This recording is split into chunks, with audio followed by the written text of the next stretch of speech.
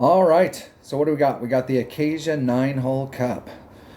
And we're going to have Savannah windstorms. So what does that mean? So that means we're going to have higher winds. So normally high winds in Ricky B6. We're looking at 9 max, 15 in pro, 21 in expert, 28 in masters. Massive wind. You can do some serious stuff with a 28 wind though. Serious. So all these holes are going to be at the Acacia Reserve. So let's go check it out. So what I did was in YouTube, I set up a playlist for Acacia Reserve 9-hole cup, Acacia 9-hole cup, and I put in. These were in the Safari here. They were in like the Safari Sunrise tournament, and I posted the back 9 from that tournament. I shot a 17. I lit it up. I won that tournament, but the back 9 I did really, really well on the back 9. And I had some that if I would have hit perfect, I would have loved to have seen what they looked like. I was on fire that round. So starting on hole number 1. Now, there's a lot of different ways that you can come at this hole. Depending on the clubs that you have in your bag, what you'll see a lot of people do is they'll lay up down here and they'll take I think this is in your long iron range down in this area. You can, what I find is that this is a kind of a difficult shot to get into the right spot. And you really want to get out towards the end when you look at angles. So if you draw the line from the pin and you're drawing the line out into this area, you want to get past that on that trajectory. So this is kind of your target zone down here, so that when you're taking the shot coming in, you don't have to contend with any of this. Now I suppose you could hit it back a little bit here so that you can open up that rough bump, and there may be a rough bump there.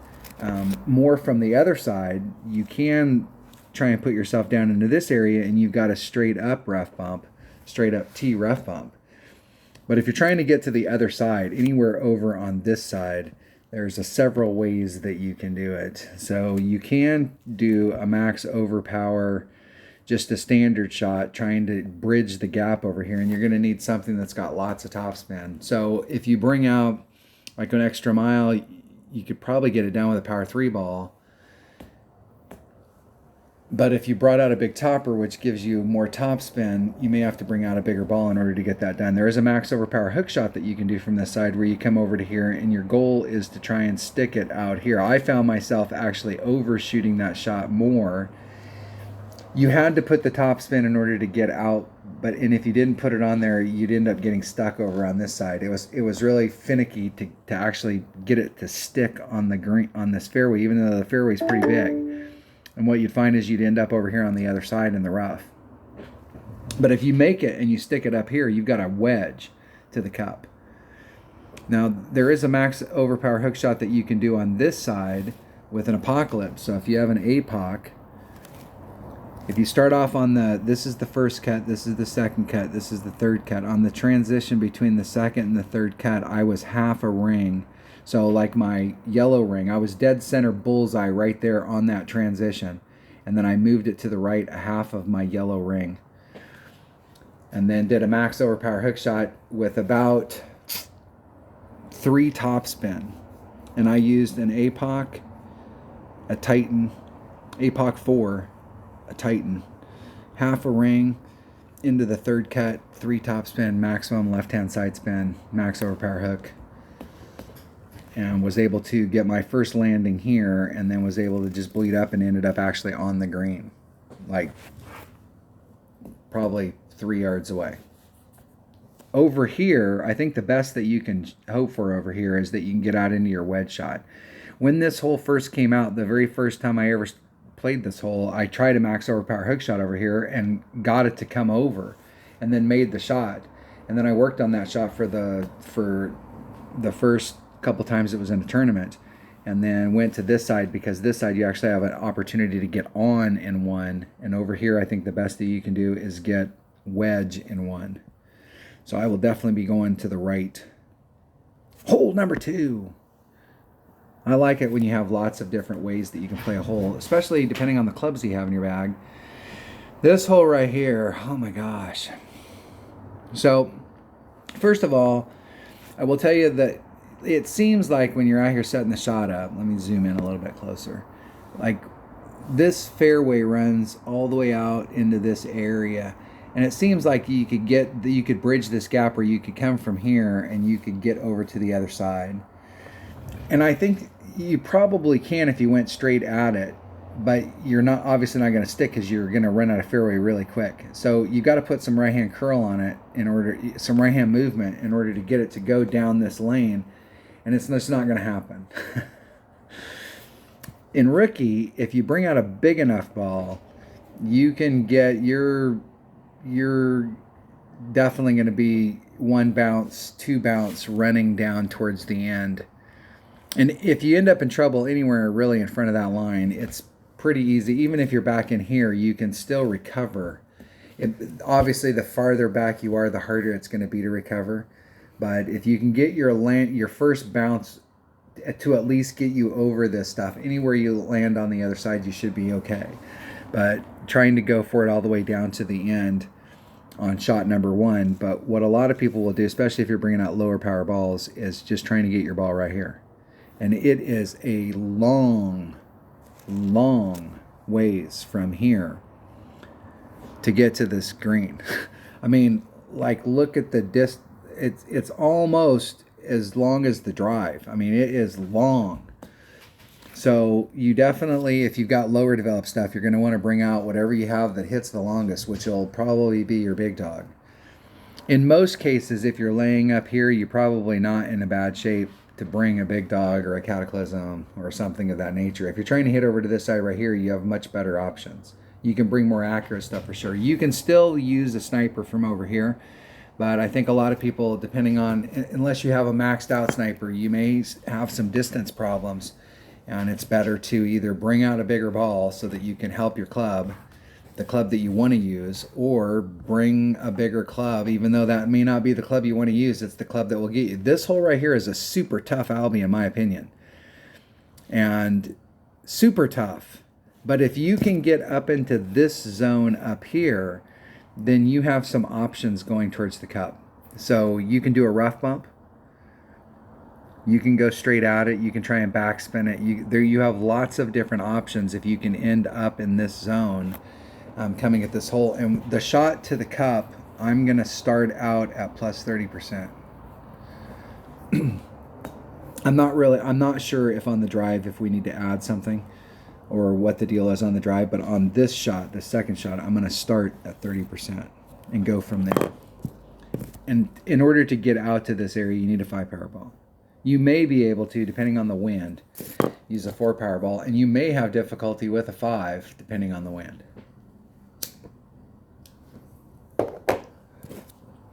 Hole number 3. What is hole number 3? Hole number 3. What am I doing here? I was using a sniper and a 1 power ball. And I was doing 5% to the cup. And I'm doing a rough bump off of this area right here. Now there's a lot of different ways that you can go at this hole as well. You can do a rough bump from over here, and this is definitely going to take something that's got lots of topspin. And I think this is it's in our sniper range, so I think you can hit this area, and depending on which way the wind's blowing, if you're using this area right here as your primary area, you really need to have a fallback so that if this area isn't going to work, you can use this area, or you do the normal shot off to the side and try and go at it. But I'm going to be doing this rough bump unless the wind is blowing where I have to engage this sand. So if the wind's blowing in any of these directions where I have to pull over that sand and I can't work the wind out. I was using a Kraken ball in the video from the sunrise tournament, and that ball was very low wind, so it kept me on that, because if you're in that area with a sniper, your 2 rings, if you're dead center in the middle of it, you're 2 rings into it, so it gives you a little bit of ability to move out wind. So if you're using a really low wind ball, it'll help you. But if you start getting into 3 or 4 mile-an-hour winds where we have to engage this sand, you can see how deep the shadow is. It instantly distorts those rings, and it's super hard to make a good wind adjustment, and you've got a very small little pad. So in this situation right here, I may switch to this one because now I'm pulling over the rough. And even if I slightly mess it up, I'm still got several rings of separation, even a little bit more. And it'll make, it's not as, this is definitely, in my opinion, not as good a rough bump as this one for making a hole-in-one here. But if the wind's in the wrong direction, I may switch. A lot of people are going to try it from out here. The first time I played this hole, I came at it with backspin. I got way up here and went right at it. So you have a lot of different ways. If this hole is eating your lunch, and these rough bumps are dangerous, especially this one. And if they're eating your lunch, the deal is you can't afford on a par 3. This is a great par 3 to get a hole-in-one, but you can't afford to lose a shot on a par 3. So if it's eating your lunch, just move out into this area right here or come at it with backspin. But I like my chances of hole-in-one on this from this spot. And that is what I'm going to be doing. Hole number 4. All right. This rough, let's zoom in here. Make sure the shadows are kind of blocking it. So here's fairway. Here's fairway. This little rough area right here is what we've got to get through. And we've got to get through it at the end of our run. And what I find is I tend to be bleeding off in this area. And if you draw a line from where the bottom of the rough is here, I'm getting caught up in the rough. But if you go to the left from where I'm at, I would have been in the freaking fairway easily. Not only that, but I would have carried enough speed that I would have rolled probably on the green. And if you touch this green, you'll roll towards the cup. So here's the problem with putting too much curl on this. So this hole here, I was using an extra mile on a power 5 ball. You do not have to use a power 5 ball, but the deal with power 5 ball is I didn't have to use any overpower, and I was able to work the wind out. So if we have a headwind here, I'll have to do a little bit of overpower or change my shot, but we'll have to see if I can work it out. So what you really want to look for is your first bounce is out here and your second bounce is out here. So let me zoom in just a little. Let's draw a line so we can see what the line would actually be if I can get it all. This freaking hole is so damn big you can't get it all on one screen. So you're going in this direction right here is where that's at. So you're on this trajectory. So coming through on that, so let's zoom in a little. So I'm coming through on this trajectory. And we really wanted to get a little bit of an angle. And our bounce is really kind of out here, so we're more in this. So we do have to put a little bit of curl on it. But if you put curl on, here's the deal with curl.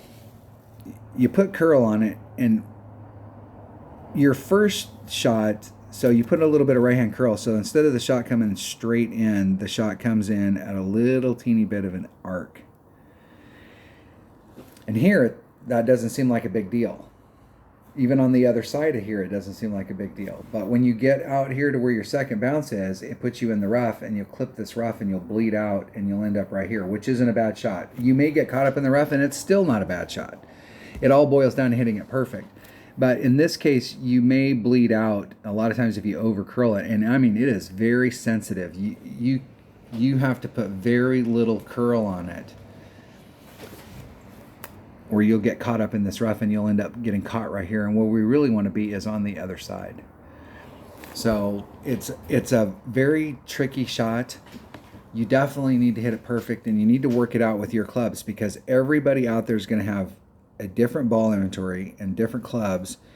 And this is going to be one of those shots that in your game you're really going to have to work on, because there is no second shot here. I mean, there is a second shot, but our goal is to be on and one. We need to get this par 4. If we don't get this par 4, I guarantee you that the people at the top of the bracket, you're not going to catch them unless you can get these par 4s. And this one we have to get. Have to. Was I doing anything special on that? Hole 4, extra mile, power 5, max top spin, a little curl. That's it. All right.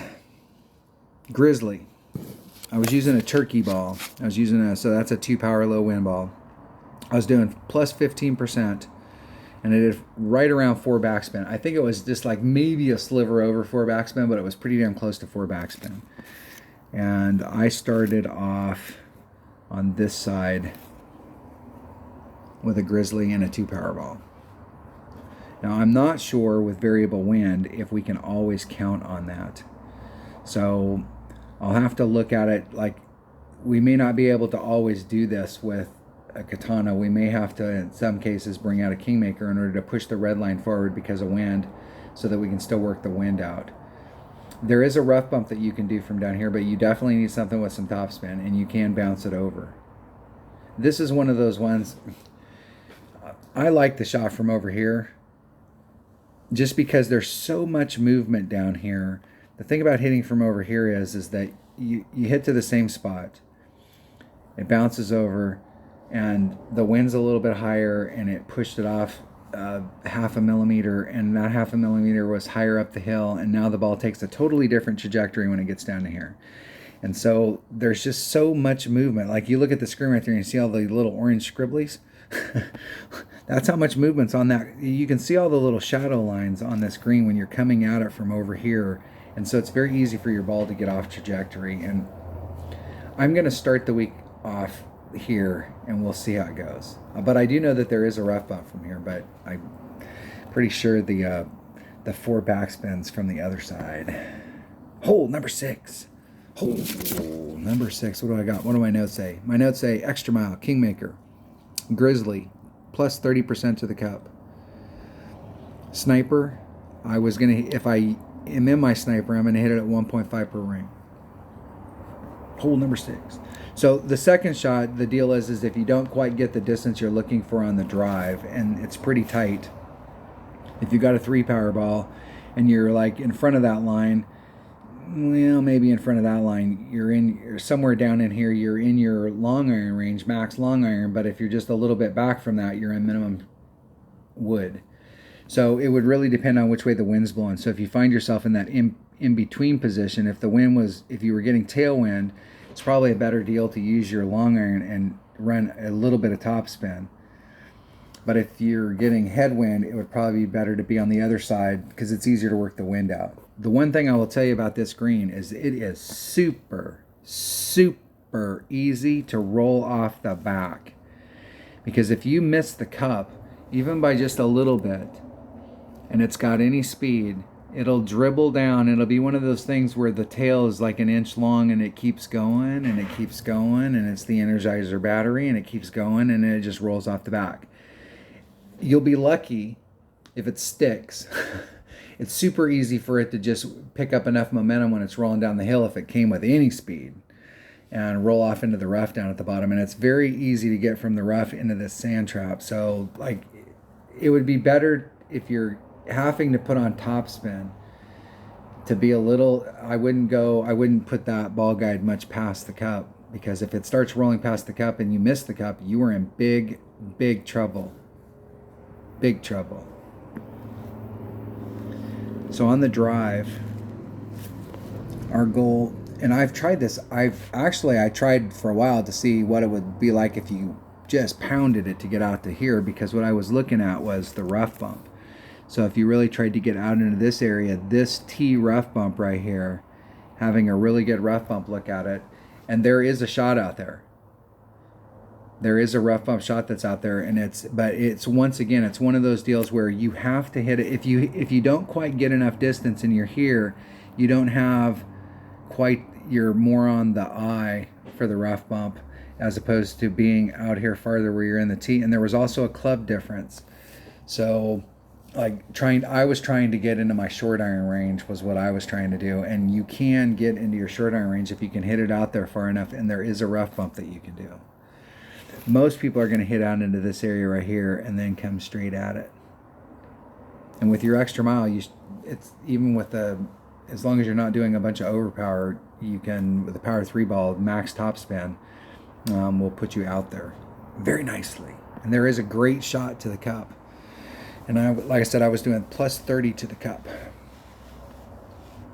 All right, next hole number 7. All right, I was using a Grizzly, a 0 Powerball. I am white ring off of this transition right here. Pretty close to white ring. There might have been a little bit of the white ring that was out into this area, but I was kind of starting off there and then moving it around a little bit. I need to go back and look at my top spin, back spin, what I was doing on there to the cup. I need to go back and watch the videos in there. But I did write down. I will tell you on this hole right here, the first time that these holes came out, most people that play this hole are going to come from over here, and this is basically a hole that you think of as not being a hole-in-one shot. Let's just not screw up on hole number 7. Let's just get up there, get somewhere near the cup, make our putt, go to the next hole, and move the hell on, because this is not a hole. This is a dangerous hole, and most people will try and hit from over here because you make a bad adjustment from over here and you are screwed. And so most people will hit from over here. And the first time that we played this, I came over here with a Guardian, and I mean, I backspin the hell of it out of it, brought a big ball, and I started way up here where I had rings that I was using these marks up here as measuring spots to try and find the right spot. And I think I did make a hole-in-one on it, but it was total luck. There was like zero skill involved in it. But I decided a few tournaments ago that I was going to start hitting from the top of this hill, because I was going to try and figure out what the deal was. Because if you hit from the top of this hill, it can be very dangerous. And what I started doing was I started at plus 30. And I was still way the hell off. And where I'm at is plus 60. I'm doing a max number. I don't know where I'm at in my club. And I may be max. But it was a Grizzly with a 0 power ball. I'm doing 1 per ring. So I'm using my max number. And I'm doing a 60% wind adjustment.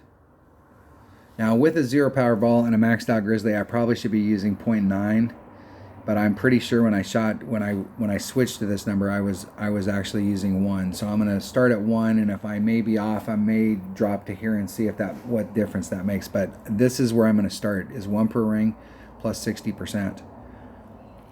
I know that looks like a massive number, but next time you're on this hole and you're down at the green and it pans back around and it looks up towards the tee boxes, you are way in the hell downhill. Even to this spot, you're way downhill, and it's even more downhill to get over to the other side. So, but when I went to 1 per ring and 60%, in that Sunrise tournament, I think I hole-in-one this hole. Like, I don't think I hole-in-one it in the weekend round, but I hole-in-one it like, I think I did on the front, but I hole-in-one it like every time except for on the backside in the weekend round. Phenomenal. This has turned into a hole-in-one hole for me, for sure. Just making that one change. Hole number 8. Hole number 8. We got to get on 1. And on this hole right here, I was using an extra mile, a Kingmaker, and I was using 1 less than max topspin with a level 9. So what's that, 85? So that's like 75. So if you got a level 7, it's right there. And that puts you on the green. The way that I was setting it up, and I coming through this gap, I don't want to end up, if you end up over on this side right here, hitting it great to the right, you can make it through. But usually a great to the left is like death. And you really almost can't, this is almost one of those holes that you can't set it up so that you have a 1 ring great to the left or the right and a perfect, and it'll get through the gap. This one's where you have to almost give up one side. So I'm not necessarily saying I've gave up the left side. I'm still giving myself room on the left, but I'm definitely giving myself a little bit more room on the right to try and bring myself up to get up towards the cup. And we definitely need to get an eagle on this. We have got to get an eagle on this. And getting on in 1 and then just putting for the eagle is the easiest way to do it, obviously. And so we definitely want to get an eagle on this, and it's very, very doable. And one of the things is that, like ball inventory, it really only takes a 3 power ball. But if you've got bigger balls, it's not going to make it harder. Hole number 9. All right. Hole number 9 is an awesome opportunity for Albie. All of the par 5s here have awesome opportunities for albies.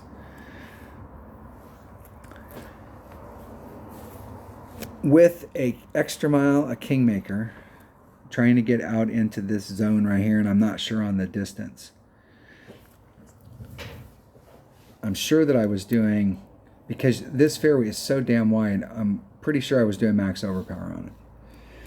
Second shot to the cup, -10. And I was using a sniper.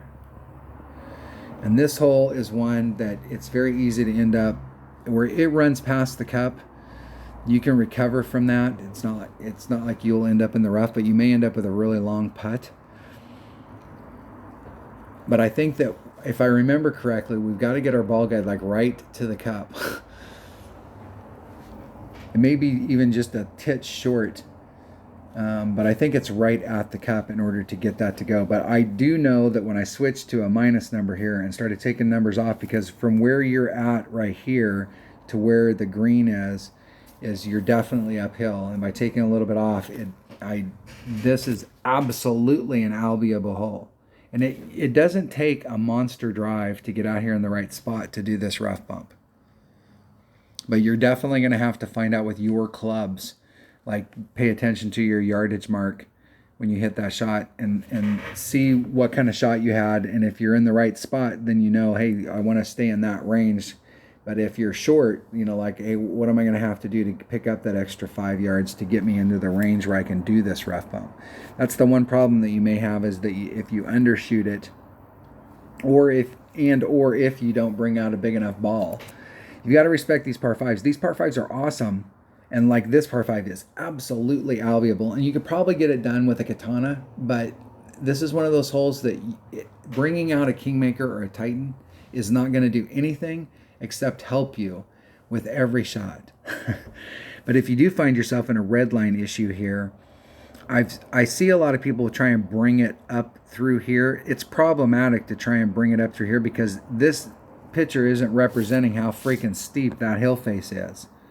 I mean, this is like this coming up here. And so it's pretty damn steep. And I see a lot of people end up failing and end up getting caught in this rough. And I'm like, okay, from where you were at, you're out in this area and you just didn't hit it quite far enough where you can get to the rough bump. You're saying that your club will reach to here. So if you do your arc, your club will reach to here. And from here, you have no rough in front of you and you have curl. And this is one of those shots where you can do, because of how much you're trying to do it here, you might even put on like 2 backspin or 1 backspin. Probably about 2. And max side spin and max curl. And when it hits, the backspin doesn't affect it until it hits the ground. And as soon as the backspin affects it, with all the spin that you have on there, it literally launches the ball to the right.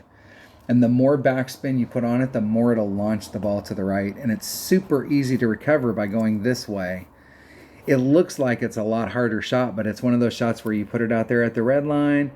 If the wind's blowing this direction, pull it back a little bit so you can work a little bit of wind out. You could even do a max overpower shot here and put on max backspin and do a max backspin side spin curl shot. And what would happen with your sniper is your red line would probably be up in this range right here. And when you put the backspin side spin curl on there, it's literally going to throw you right to the cup. It's hard to miss it, but this has an awesome rough bump, -10 to the cup for Albie. And this is a serious Albie opportunity. And being able to get an Albie on hole number 18 is always awesome. All right, that was the Acacia Reserve. I like these holes. I've had some good success on them, and hopefully it will continue. I think, like I said at the beginning of the video, the best round I've ever shot was that sunrise round where I got a -17, but there's plenty of room for improvement on that round. There was a few shots that I didn't hit perfect, and they were right there. So hopefully everybody has a great tournament, and I will see you in the practice round. Thanks for watching.